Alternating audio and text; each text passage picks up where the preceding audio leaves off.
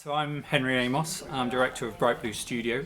We are down on the Fish Quay in North Shields, which is at the mouth of the Tyne, and we're a little atelier architectural practice that specialises in ecological buildings. So this is Hauxley Wildlife Discovery Centre, just outside Amble and Morpeth in Northumberland. The coast is just a mile, less than a mile over there, with a beautiful George Bay, and the site is quite a large wildlife site, and the building is situated at the north end of that and then looks out over the old working of the coal mine that was here.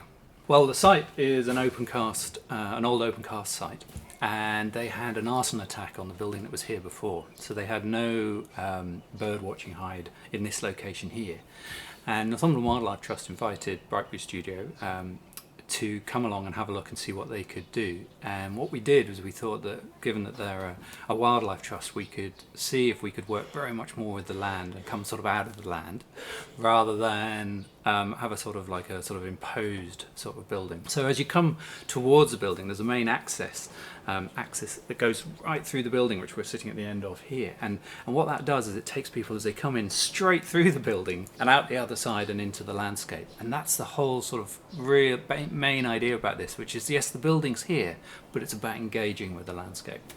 The other bit of that is that the building is of the landscape as much as in the landscape. Well, that's what we've tried to do. So we've got a number of ways of trying to do that. And then the building form itself has raising roofs, and what that does is it sort of embraces the landscape rather than coming down on it, opens to the landscape, and is gently a sort of a wings of a bird, which certainly some people really enjoy. And there's the fact that sequential roofs has a little feeling of a sort of a cubist feeling of movement. So that's our architectural bit. But that access and what we hang off it it also caused some issues for us as a build team, because it's a flexible landscape. And I mean by that is that because we're partly in old mine workings and partly not, there's a lot of movement, and so we had to be able to absorb that. So the structural concept for the whole building was difficult because of the nature of being straddling the high wall, and the high wall is the edge of the open cast mine, and it even has Victorian mine workings underneath that. So we have a flexible sort of substrata which we couldn't really find anything to hold on to, and being a zero concrete building, we were looking to what sort of foundation could we have. And so what we developed with the engineer and as part of the team was a layered way of building up the sub sort of base within the ground out of a type 1 gravel, which is used under roads. And what it does is sort of you tamp it down and it sort of sets, but it has no setting agent, it just fits together nicely. But it can move a little bit. And then what we've done is we've used the gabions on top of that, and as far as we're aware, they've never been used in a structural sense in a habited building in the UK before. There's quite an interesting sort of link there, which is that the justification partly by the engineer was that he looked at the difficulties in Haiti after the earthquake, and they had piles of concrete and lots of rebar, and somebody wrote a paper about how they put together gabion type structures out of these materials that were right there from their old houses that had been destroyed by the earthquake. And what the learning from that meant was that it gave confidence to both the engineer and then building control and stuff to say, okay, well, they have done it somewhere else. It's not just sort of an oddity. And so we ran that here. And so for this building, what we've got is that sub sort of level of tamping down type 1, and then we've got on top of it a row of gabions which go around all the walls of the whole building. And then that gives a really good footing and lifts the straw bale just off the ground, so it's nice and dry, and that's what you want with straw bales, and that keeps them up. And yes, it's nice and wide, so it fitted perfectly because the straw bales are quite wide.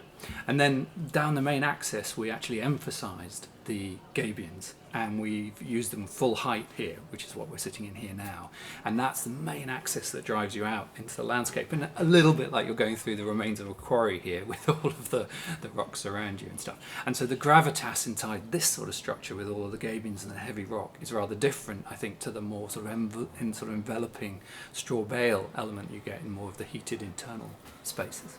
There are a number of ways that the gabion cages could be, and the boxes could be made, and we looked at the different types. You can also get different wire thicknesses and sort of that sort of element. What we needed was something that worked here. We're very near the coast, and we have quite an exposed site, but we also needed something not too heavy, we thought, and we needed something that was going to last for the length of the building.